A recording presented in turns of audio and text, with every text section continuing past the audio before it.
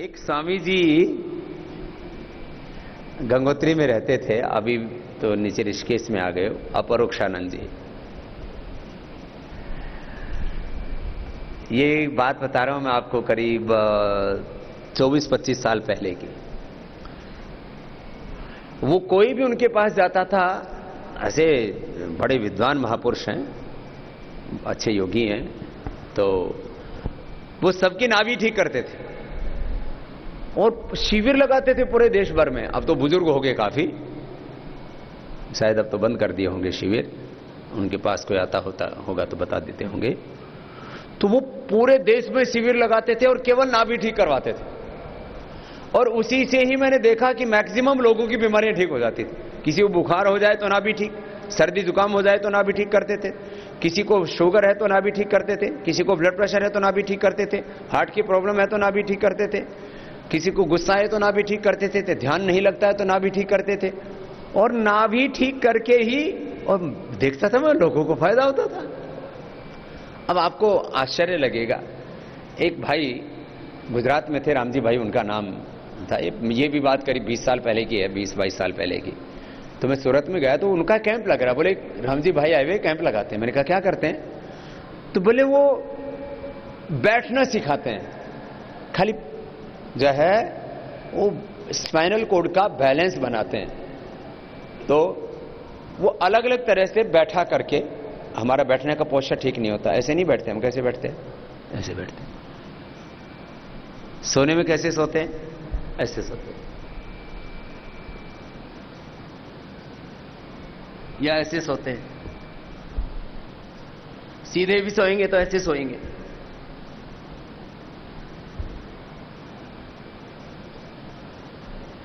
माने ठीक ठीक नहीं सोना। सोते समय रीढ़ की हड्डी सीधी रहनी चाहिए, बॉडी बैलेंस रहनी चाहिए। साइड में भी सोते हैं तो थोड़ी से पैर मोड़ करके सोना चाहिए। 99% लोगों का बैठने का पोज ठीक नहीं होता है, 99% लोगों का सोने का पोज ठीक नहीं होता है। ये बात बता ही रहा हूं तो पूरी बता देता हूं। खड़े भी होंगे तो कैसे होंगे? ऐसे होंगे। देखो, खड़े होने का पोज, ये सारे पोज में उल्टे पुल्टे जो करते हो ना तुम, खड़े होंगे तो ऐसे होंगे। अब बैलेंस बिगड़ेगा, बॉडी का बैलेंस ठीक है ही नहीं आपका। ऐसे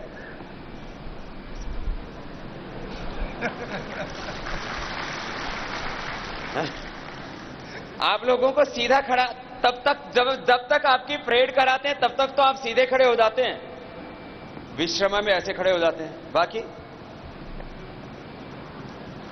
ये तो बैलेंस बिगड़ गया। ये तो अधर है, अब सारा प्रेशर इधर आ गया।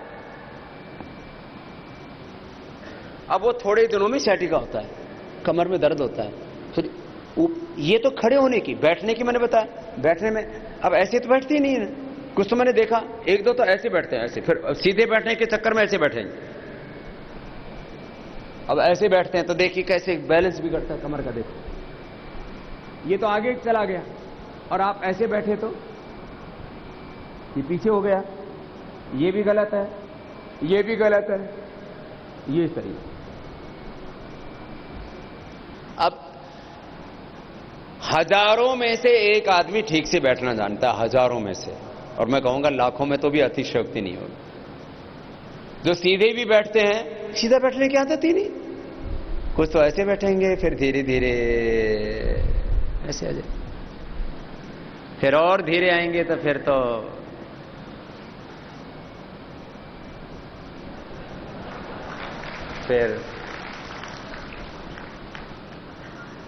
और फिर तो कुछ तो बड़े विचित्र तरीके से बैठते हैं।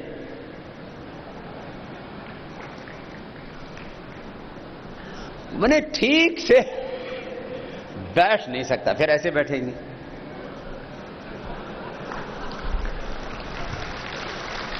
फिर कुछ ऐसे बैठेंगे, कुछ ऐसे बैठेंगे।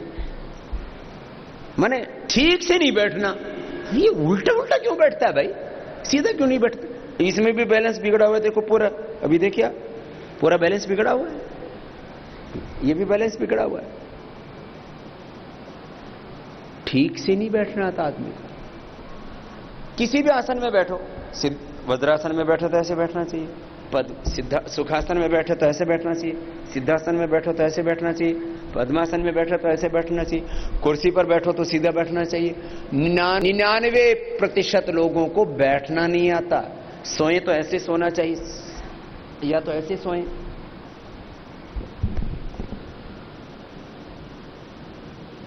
सीधे सोते हैं तो, साइड से सोते हैं तो ऐसे सोए।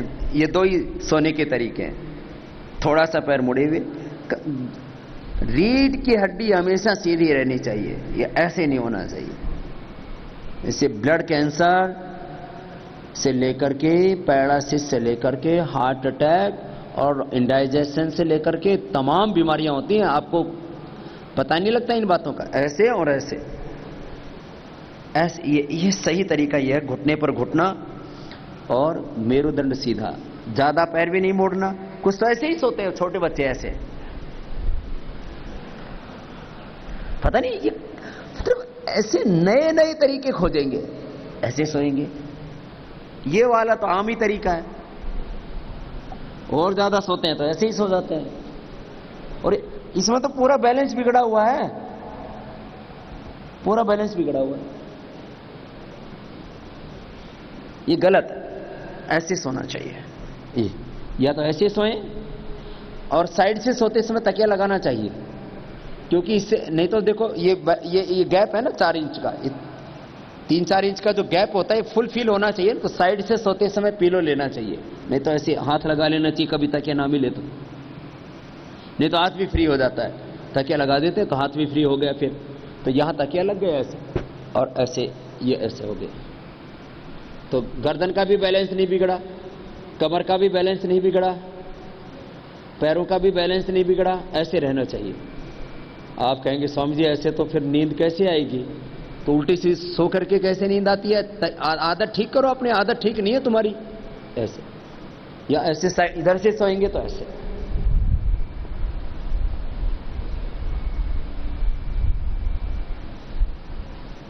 ये थोड़ा हाथ इधर उधर हो सकता है, यहां की बजाय हाथ यहां आ सकता है, ये हाथ यहां आ सकता है, ऐसे इतना तो हो सकता है। ऐसे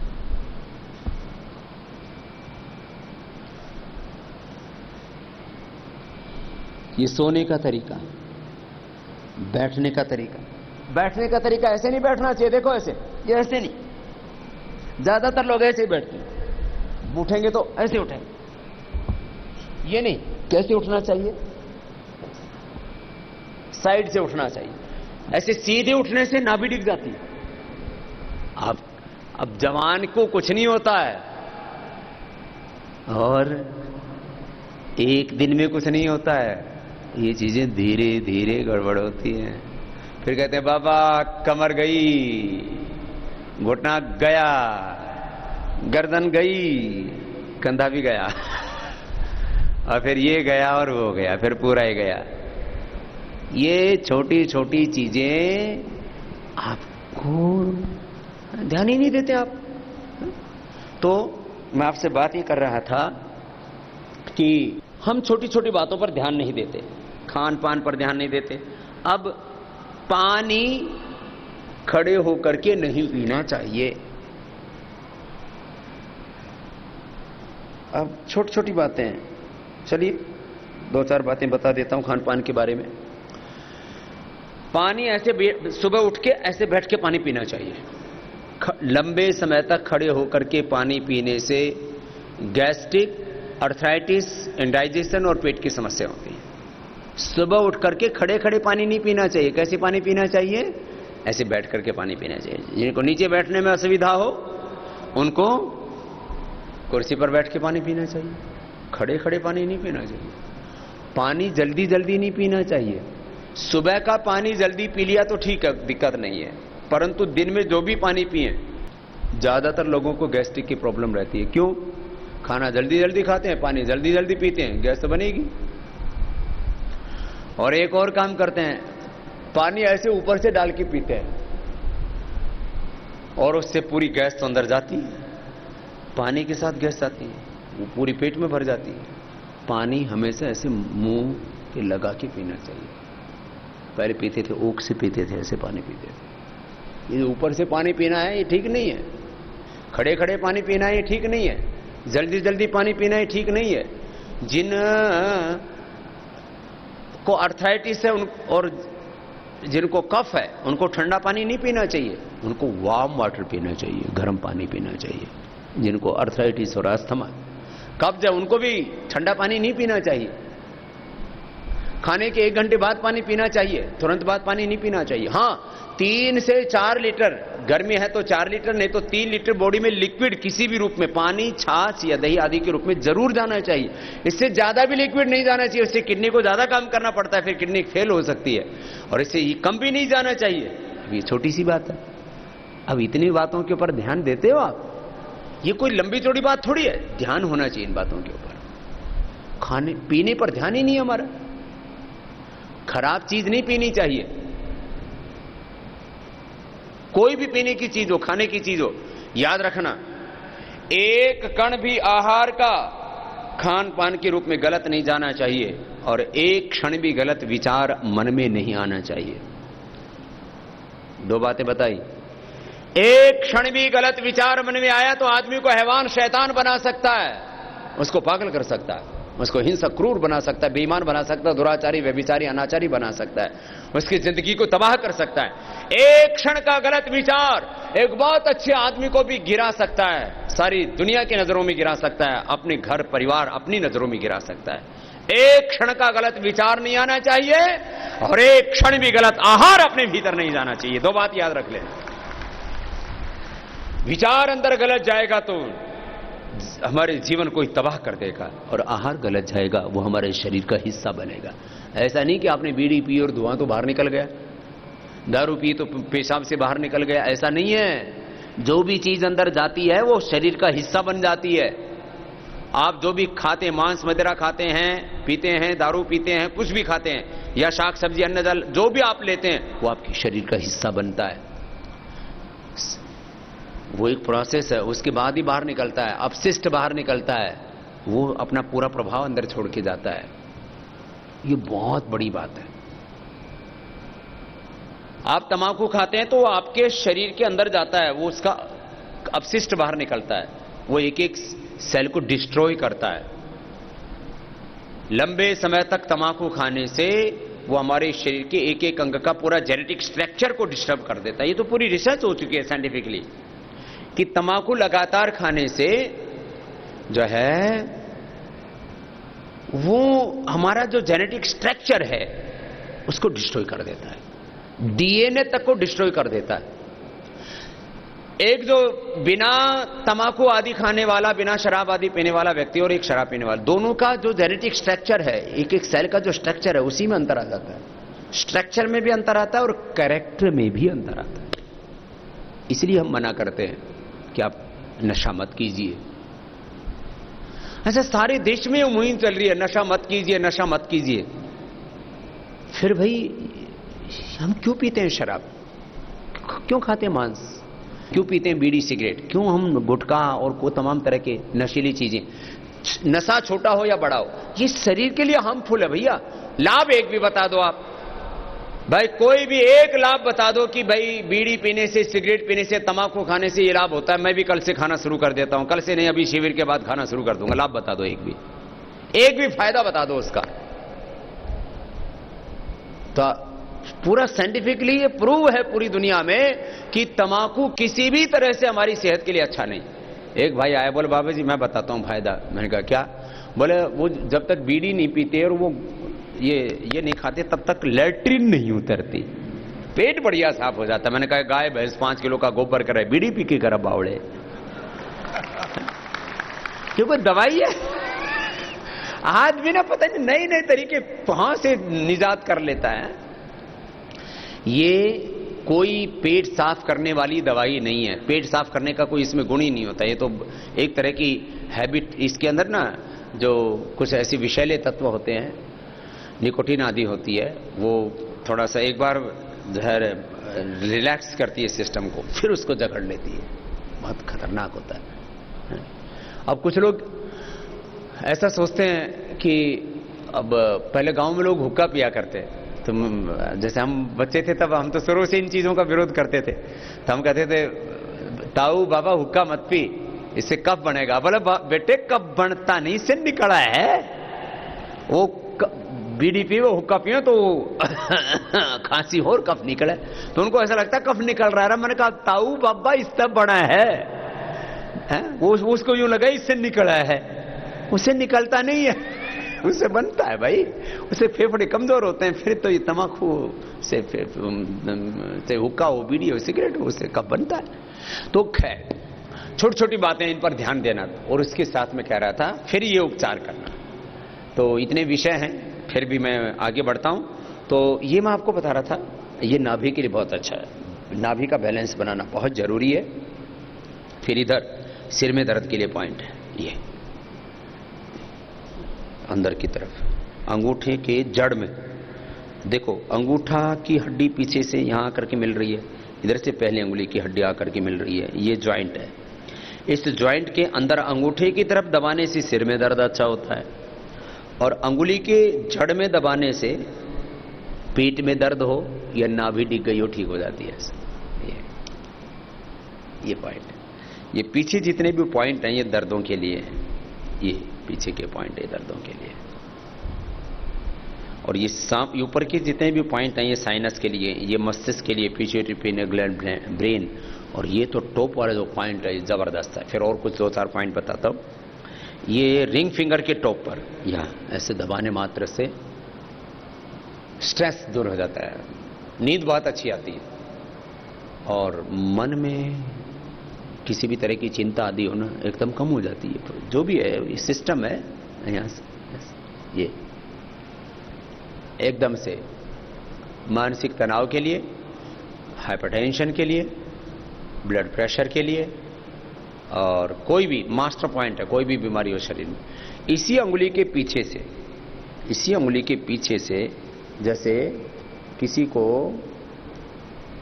बहुत ज्यादा दर्द हो कमर आदि में, यहाँ गर्दन से लेके पूरा शरीर जकड़ जाता है ना, तो उस समय क्या करना, ये देखो मैं बता रहा हूं खाली, ये ऐसे इस अंगुली के ऊपर ना ऐसे गोल पेन ले लेना, कोई मजबूत सा, ऐसे गोल पेन को ऐसे यहां से ऐसे दबा देना। ऐसे ये दबाएंगे तो इतना भयंकर दर्द होगा जैसे आदमी चीख पड़ता है, आंखों में आंसू आ जाता है, इतना दर्द होता है।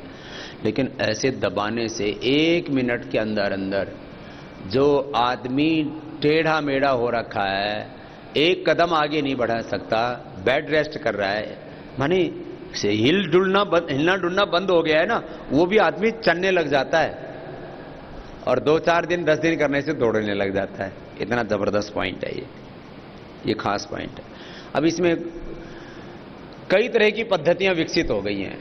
एक एक्यूप्रेशर है, फिर सुजोक है, फिर ये पता नहीं क्या क्या अलग अलग नाम दे दिए हैं। ये तो सब तो ऊर्जा विज्ञान है। एनर्जी सबसे बड़ा सिद्धांत है पूरी दुनिया का। एनर्जी पर ही सारी साइंस है, एनर्जी पर ही सारी स्पिरिचुअलिटी है, सब कुछ एनर्जी पर चल रहा है, जीवन ही एनर्जी पर चल रहा है पूरा।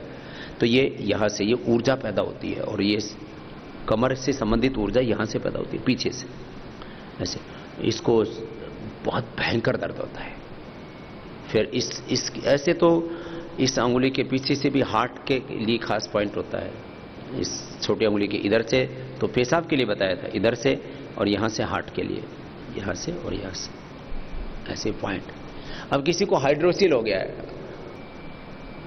जो है टेस्टिकल्स में पानी भरा आता है, पुरुषों को बीमारी होती है। टेस्टिकल्स में जो है जो गोलियां होती हैं उनमें पानी भर जाता है, तो यहां से ये कान के ऊपर एक ये उठी हुई नस है, देखो ये, इस नस को जोर से दबाते हैं, और जोर से दबा के फिर उठक बैठक करवा देते हैं। जो बैठक लगाते हैं ना, ऐसे 5-7 बार उठक बैठक करवा देते हैं, ऐसे दबा करके, ऐसे बैठाया, उकड़ू बैठा के ऐसे, और ऐसे उठक बैठक करवा देते हैं उसको, ऐसे 5-7 बार ऐसे करवाया, ये कान के ऊपर से पकड़ते हैं, और एक ही बार में हर्निया ठीक हो जाता है ऐसे करने से। ज्यादा से ज्यादा किसी को 5-7 बार करना पड़ सकता है, नहीं तो एक ही बार में। एक नीमच में कोई थे, वो किया करते थे, तो उनसे हमने सीखा और फिर कईयों के ऊपर प्रयोग किया। ऐसे हमने कितनी चीजें अलग अलग हजारों लोगों से हजारों प्रकार की बातें हमने परंपरा से जो ट्रेडिशनल नॉलेज चलाया था उसको सीखा, फिर उसको हमने आगे एग्जीक्यूट किया। तो ये यहां से पॉइंट, जिनको भी हाइड्रोसिल हो ये पॉइंट दबा लें, चंद्र प्रभावटी, पुनर्नवादी, मंडूर, वृद्धि बाधिकावटी 3 औषधियां दे देते हैं। चंद्रप्रभावटी 1-1 गोली, पुनर्नवादि मंडोर और वृद्धि बाधिकावटी 2-2 गोली, सुबह दोपहर शाम 3 बार खिला दिया और फिर ये गोमुखासन करवा दिया जो आपसे अभी करवाया था ना पहले, ये गोमुखासन। और बहुत अच्छा होता है इसमें गरुड़ासन, गोमुखासन गरुड़ासन, ये 2 आसन खाली, गोमुखासन और गरुड़ासन। और ये पॉइंट दबाना और जो मैंने औषधि बताई। अब हाइड्रोसिन नहीं तो ऑपरेशन करना पड़ता है, अब ऑपरेशन में थोड़ी ऊक चूक हो जाए तो फिर आदमी हमेशा के लिए नपुंसक भी हो सकता है। इतनी सी अब छोटी सी बात है। स्पाइनल कोड का ऑपरेशन करने से हमेशा के लिए पैरालिसिस हो सकता है, कई लोगों को हुआ है, फिर पूरी जिंदगी नर्क बन जाती है। खैर ये बहुत अच्छी अच्छी चीजें हैं। मैं आपको कुछ खास बातें बता रहा था। सीधे बैठो। हाँ? अभी तो बताया था सीधा बैठना है। बार बार आपकी कमर कैसे हो जाती है? ऐसे हो जाती है। तो आपको अभी 2-4 बीमारियों के बारे में बता के फिर प्राणायाम करा के फिर आपको घरेलू उपचार बताएंगे। बड़े अद्भुत प्रयोग हैं। छोटी छोटी चीजों से बड़ी बड़ी बीमारियां कट जाती हैं। कुछ लोगों को यह गलतफहमी है कि दवाई बहुत महंगी होगी तो ही असर करेगी, और खास करके जो पैसे वाले लोग हैं उनको सस्ती दवाई तो असर करती ही नहीं। गरीब आदमी की तो बीमारी त्रिफला चूर्ण से ठीक हो जाती है। गरीब आदमी की बीमारी तो कई बार हमने देखा कि बाबा जी ने धोने में से राख उठाई और एक चुटकी खाई, उसने वो दवाई खाई और उसको मन में ऐसा भरोसा जगा, उसके अंदर से ऐसी शक्ति अंदर से पैदा हो जाती है कि बाबा जी ने ये तो दवाई दी है, ये तो धोना सिद्ध महापुरुष का है, ये तो प्रसाद है मेरे लिए, और उसी से ठीक हो जाता है। तो मैं अंधविश्वास को कतई नहीं मानता हूं। पदार्थ विज्ञान में सृष्टि विज्ञान, और मैं तो साइंस टेक्नोलॉजी इसका आदमी हूं। लेकिन आपको एक बात ही बता रहा हूं कि कई बार हम ढोंग आडंबर पाखंड अंधविश्वास को तो कभी नहीं मानना। हमारे पास में ऐसी अद्भुत अद्भुत चीजें हैं। जैसे मैं आपको 5-7 बात बताता हूं, फिर कपाल भाती, बाह्य प्राणायाम, उज्जाई, अनुलोम विलोम, भ्रामरी, उद्गीत, ये प्राणायाम पूरा करके फिर कुछ थोड़ा आज घरेलू उपचार बता देंगे। जो छूट गया वो कल बता देंगे। पूरा घरेलू उपचार बताएंगे आपको, आप नोट भी कर लेना उसमें से। जैसे आपको मैं 5-7 बड़ी बात बताता हूं। पूरी दुनिया में swine flu, dengue, chikungunya, platelets का कम होना, इसकी कोई दवाई नहीं है। एलोवेरा का जूस और गिलोय, थोड़ा इसमें अनार और पपीते के पत्तों का रस हमने और मिलाया था। जिनको डेंगू हो जाता है उनके प्लेटलेट्स 3 से 4 लाख के बीच होनी चाहिए, उनके 3-3 हजार आ जाते हैं, 5-5 हजार आ जाते हैं, और फिर आदमी मर जाता है। क्योंकि प्लेटलेट्स कम हो जाएं तो पूरी बॉडी से ब्लड लीकेज होने लगता है, ब्रेन से, हार्ट से, लीवर से, किडनी से, सारी नस नाड़ियों से ना खून रिसने लग जाता है, खून का रिसाव हो जाता है, तो आदमी मर जाता है। इसी को कहते हैं। अब मच्छर ने काटा, वो मच्छर ने प्लेटलेट्स गिरा दिए, प्लेटलेट्स घटने से आदमी मर गया। प्लेटलेट्स बढ़ जाते हैं, स्वाइन फ्लू, डेंगू, चिकनगुनिया और ये सब का इन्फेक्शन भी दूर हो जाता है। किससे? गिलोय, एलोवेरा, अनार और पपीते के पत्तों का रस, थोड़ा उसमें तुलसी की पत्र और डाल दो तो और फायदा हो जाता है।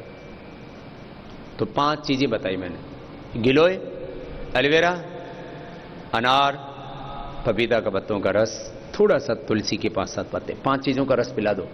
एक ही दिन में जिनका प्लेटलेट्स 5000 आ गया था, सुबह से शाम तक 5 बार पिलाया और 5000 से प्लेटलेट्स 50,000 हो गया। ये है इसका फायदा, इतना जबरदस्त है ये। पूरी दुनिया में इसका कोई इलाज नहीं है और ये इलाज है पक्का 100%। ये तो क्योंकि पतंजलि योगपीठ से ये इलाज बताया गया, स्वामी रामदेव, आचार्य बालकृष्ण जैसे फकीरों ने इलाज बताया। ये इलाज यदि गोरी चमड़ी वाले को पता लग जाता ना, ये तो नोबेल पुरस्कार मिलता है इसी एक छोटी सी बात से। क्योंकि करोड़ों लोगों की पूरी दुनिया में मौत हो जाती है प्लेटलेट्स घटने से, डेंगू से, स्वाइन फ्लू से, चिकनगुनिया से, और उनका इलाज है जो मैंने अभी आपको बताया। फिर ये गिलोय का ये बहुत बड़ा फायदा है, इसलिए मैं कहता हूं पूरे देश में गिलोय भो। गिलोय, एलोवेरा, आंवला, तुलसी नीम, ये कुछ पौधे तो घर घर में होने चाहिए।